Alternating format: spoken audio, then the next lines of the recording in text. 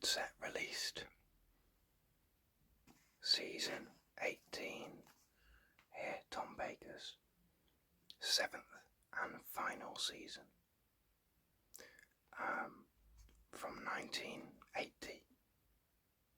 Yeah, 1980.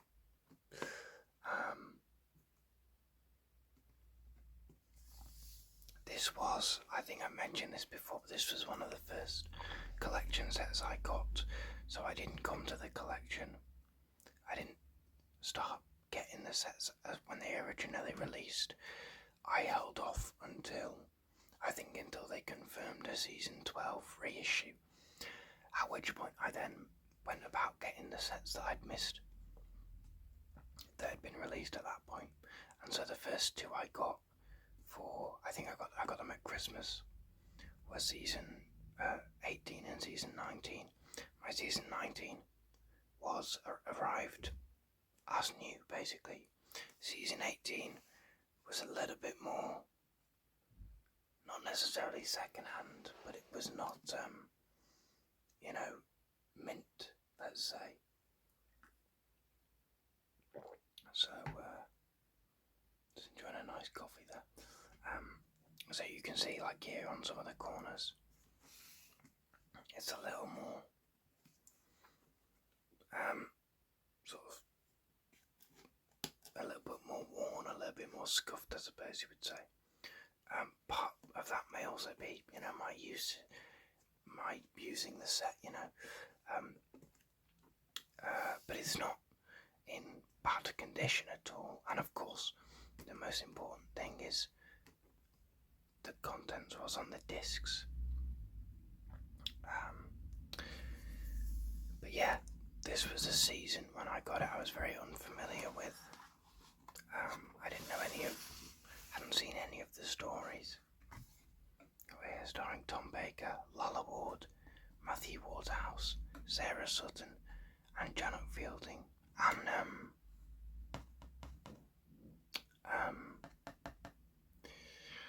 John Leeson, who is not only in some of these stories, but of course it includes K9 and Company,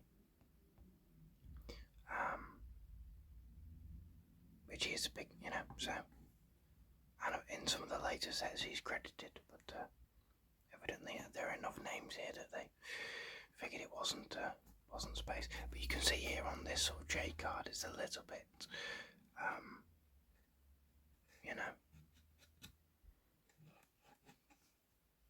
ever so slightly worn at some of the edges, but as I say, it's not in bad condition at all, and you've got all the special features and stuff, new audio commentaries, optional dated special effects for Locopolis, new making of for Locopolis, the writer's room, that's always fun, a weekend with Waterhouse, that was a good feature, behind the sofa, I love Behind the Sofa, June Hudson, who it appears is going to be making a small appearance in the new series, with Shooty Catwell, and you've got, behind the scenes footage and all the other stuff, as well as lots of other previously released special features. And your stories there, of course, The Leisure Hive, Meglos, Full Circle, State of Decay, Warrior's Gate, The Keeper of Traken, Locopolis, and of course K9 and Company, which makes this, I believe, the longest season in terms of episodes since the 60s, right? And it's the longest, there's not another season that is as long as this, 28 episodes, because it's 2 more than the previous sort of average 26,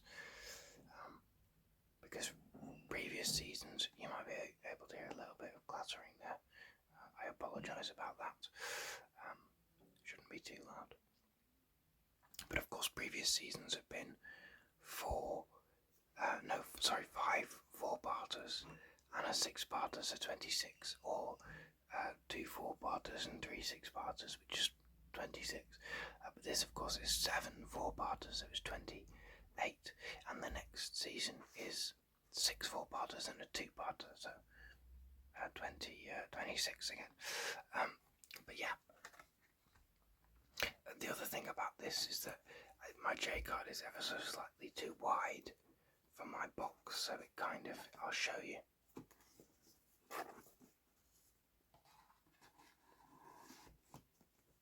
So you do get a little bit of a sort of a gap, a gappiness in some. It's not a deal breaker, of course, but yeah, I'm not sure what happened in regards to that. But anyway, we'll take the J card away now. Have a look at these creatures on the front. You've got front and centre for Marcy. You've got the Master, of course, the Milker, a Marshman, and the Watcher there from Locopolis. So no Meglos, no nothing from State of Decay or Warrior's Gate. But a decent collection of creatures there. You've got, of course, Tom with his hand there waving. It's a really striking image of Tom, I think, this one. I think probably from the same photo shoot as his face in the titles.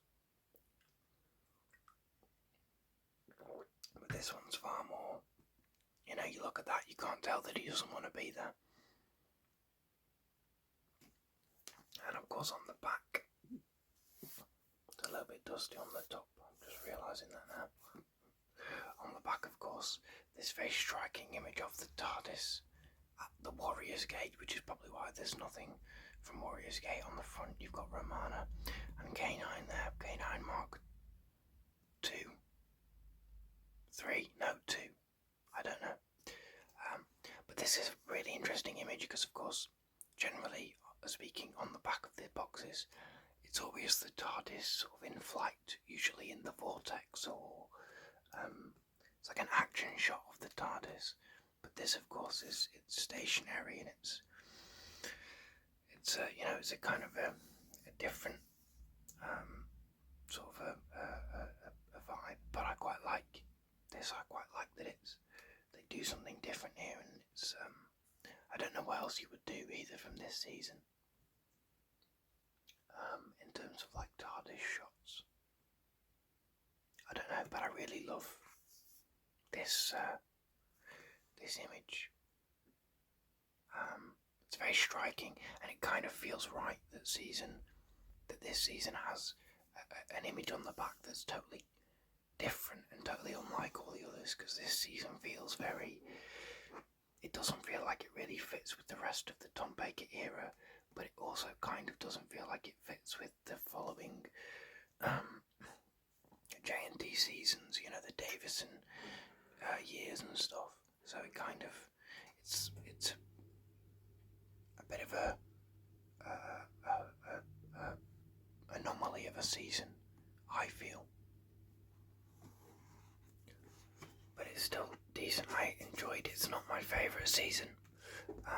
It's got an unusual vibe to it, and I don't mean that in a bad way, but it's just it just kind of doesn't feel like it fits anywhere. It's a weird midpoint season where we're not in the classic Tom Baker years of Hinchcliffe and Graham Williams, but we're not quite settled into the JNT era as we know it. So it's kind of weird in that sense. But anyway, you can see here this shot here from this is from the Leisure Hive. You've got the old Doctor here. You can see here not my camera. You can see here the image of sort of bleeding onto the side, which they've stopped doing. They stopped doing after a couple of sets because it was causing problems, which is understandable, but it's nice to see it here. But this is really the first instance as well of going, let's just put the TARDIS in a location from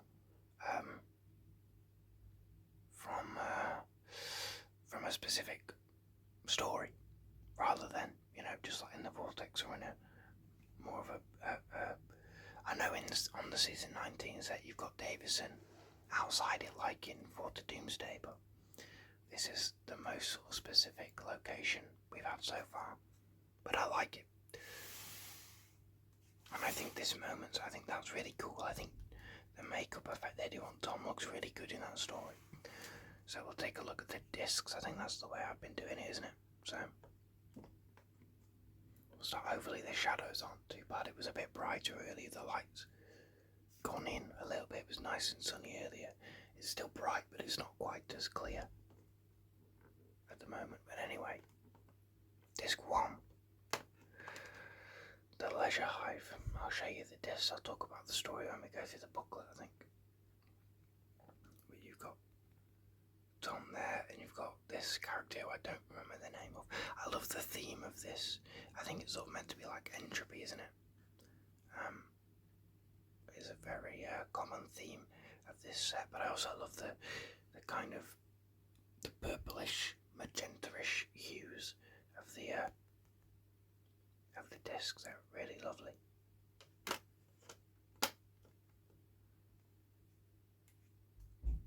Disc 2.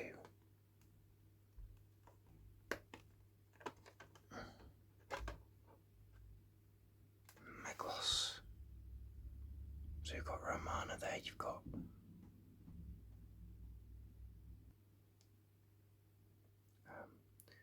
Romana there, you've got the Earthling bloke, the Meglos bloke, and you've got Jacqueline Pierce, is it? Or is it?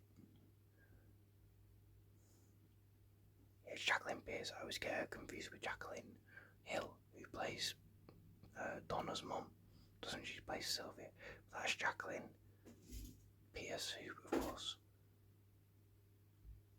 will be known mostly to Doctor Who fans as Barbara from the first Doctor's era, one of the original companions, who it shows up in this as I don't recall the character really.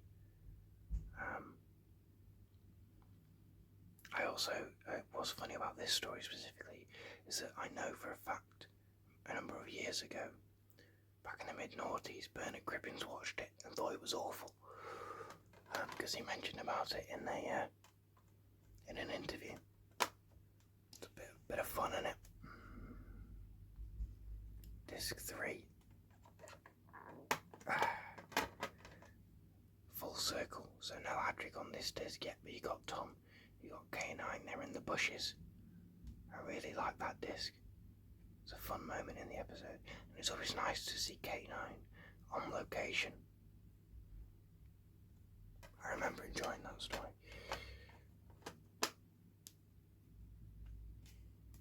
Disc 4. State of Decay. So you've got the Doctor, you've got Romana, you've got TARDIS there. Kind of a simple all-round image, but nice nonetheless.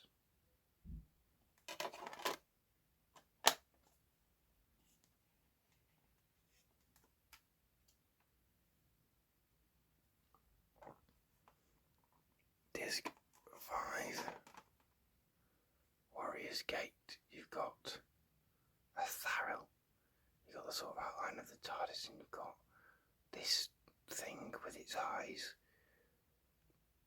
I don't know what that is. I don't recall what that is, to be honest with you.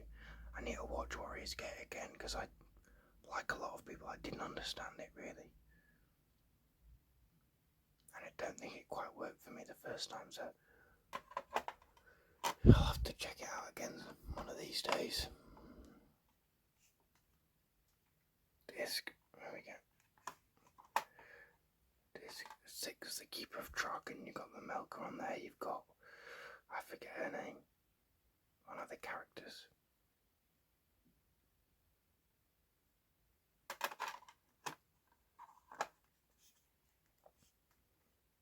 Disc 7.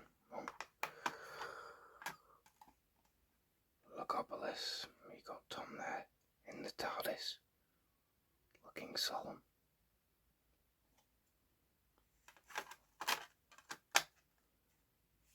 And then finally, Disc 8. Train Company and the bonus features. You got Sarah Jane there. You got K9.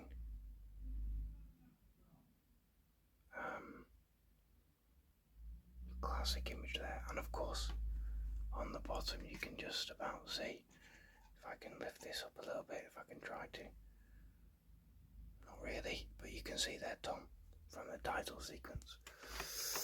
So yeah, those are your discs.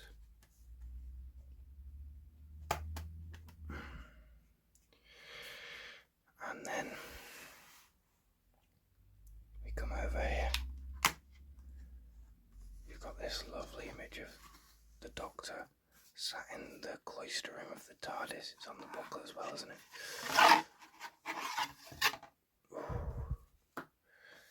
And of course you've got the TARDIS. You've got TARDIS within the TARDIS there. Again, from Locopolis. Lots of Locopolis in this set, which is understandable. And yeah, you've got Tom there sat in the cloister room. He's surrounded by the sort of the entropy, and you can just see there the Watcher, and of course the TARDIS in the TARDIS, and a lovely smiley photo of Tom. It's the end, but the moment has been prepared for.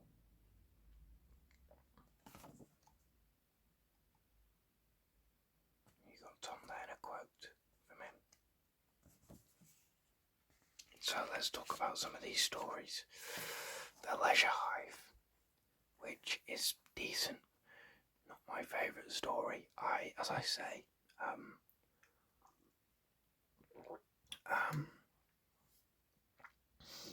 I got this set around Christmas time, and so I watched this story around Christmas time, and so I now have a bit of a weird nostalgia for this, a Christmassy nostalgia for this story. It makes me feel Christmassy, and it's not a Christmas story, of course, at all, but yeah, kind of funny in that way. But I love these guys, the Famasi, who are basically the Slitheen, good versions of the Slitheen, basically. Not that I think the Slitheen are bad, but I mean that the Famasi are good people. They're good aliens. They're good guys. You think they're the monsters, but they're not. But the Slitheen are the monsters. You got Meglos, which, as I say, Bernard Cribbins hates it.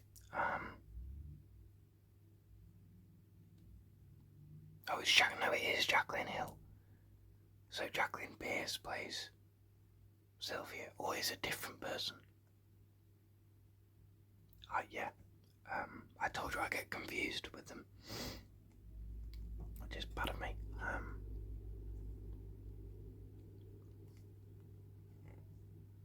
Yeah, I haven't watched this. I assume that's not from, that's from the original, an original DVD release, but, I mean, I love her as Barbara, but yeah, Meglos is, interesting, it's fun, very short story, but there's definitely stuff to enjoy about it, you know. But it's a weird story. Full Circle, which is written by an 18-year-old. Hang on, the light went weird for a second then. Written by an 18-year-old at the time, Andrew Smith. Quite frankly, an incredible thing for an 18-year-old to write. If I had written a Doctor Who story at 18, I don't think I would have made it this, like, thoughtful and, kind of, I want to say provocative, not really provocative, but like, obviously I would have, 18, you know, you're not gonna just, it's not like a story you write as a 10-year-old that's, 17. It's not like writing something as a 10-year-old where it's just, you know, action figures smashing together, but I don't know that I would have, because I like to write stuff, and of course I think every Doctor Who fan thinks of Doctor Who stories they would like to tell. That's just what you do.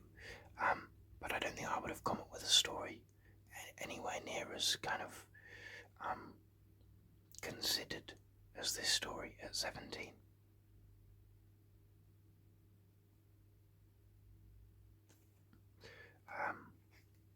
But it was decent, full circle, I enjoyed it.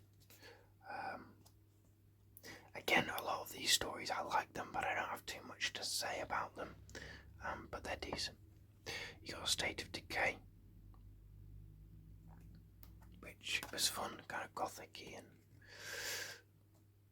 is kind of a script that's been brought back from, was going to be used a few years earlier, but then wasn't. Been commissioned to write for season 15, The Vampire Mutations, but because they were doing a Count Dracula, the BBC were doing Count Dracula, so they held off on the vampire story, and it showed up again here, and it's kind of interesting to see a script that kind of not only is from a previous era of the show, the Graham Williams era, but is also in a way kind of a holdover from the Hinchcliffe era. But yeah, this is good. This is a strong story. Warrior's Gate, which, as mentioned, I don't really understand. I didn't know what was going on. The light is going a little bit, isn't it? Unfortunately. But I enjoyed it. I just didn't quite get it, so I do want to watch that one again, definitely. I think really all the whole season, basically, but especially the East-based trilogy, I could do with refreshing my memory of. And The Keeper of Drakenhair, which I think at the time I watched this season, because this was the first one I watched just in order, because I hadn't seen any of the stories, and none of them were particularly like massive fan favourites that you're desperate to get to first, you know what I mean? So I just watched this in order, which I do with all of the seasons now anyway. Even if I've seen some of the stories. But I think at the time I watched this, Keeper of Draken probably was my favourite. I don't know if it still is, but I did enjoy it. I remember enjoying it, certainly. And then Logopolis, which is not my favourite final story for a Doctor, in the same way that Castrovalva is not my favourite first story for a Doctor. I don't think I'm much of a Christopher H. Bidmead fan, to be honest, just based on his stories that I've seen. But there's definitely stuff to like about Logopolis. There's definitely stuff to enjoy there, and it's not without merit, but didn't really hit for me personally. And then K9 and Company, which I watched with a mate, and we had a good laugh at. I kind of want to watch it again, but not really. Interesting, and it's, there's definitely stuff, there's something there, which is why you get, then in the 2000s, the Sarah Jane Adventures with K9. And of course the K9 spin-off in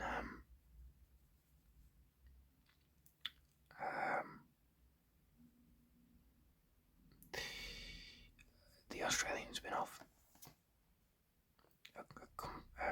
K9 and Company remains a cosy, comforting curiosity with great performances, and it's perfect festive viewing. Maybe I'll watch it again at Christmas. And of course your bonus material there. So, that's your booklet. Those are your stories for season 18. As I say, I'll try and slide this in without making too much noise. Not my favourite season, but not my least favourite. It's been a while since I watched it, I will say. Like I said, I got this Christmas 2019, and so I watched this throughout the first couple of months of 2019. I didn't, binge through it. Took me a while to get through these stories, if I recall. Not because they're bad necessarily, but just because I wasn't pushing through them like I might do nowadays. So it's been a good 4 years.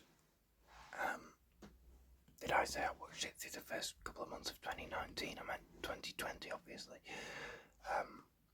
Which, in a way, feels not very long ago, but also an absolute age ago. But yeah, it's been a good 4 years since I've watched any of these stories. So my memories of them, and I've only watched them all at once. So, I think my memories of them are a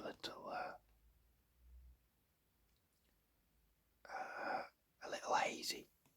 And I think maybe some of these stories deserve a bit of a reappraisal from me. But I enjoy it overall. Do you have this set? Do you like this season? Are you a fan? I know some people are big fans of this season particularly. Is that you? What's your favourite story? And yeah, other than that, thank you for watching. Thank you for your time. Please do like the video if you liked it. Subscribe if you haven't and you like what I do on this channel. Of course, share it around all the YouTubey things, and yeah, I will see you all next time as we take a look at season 10. Thank you. Goodbye.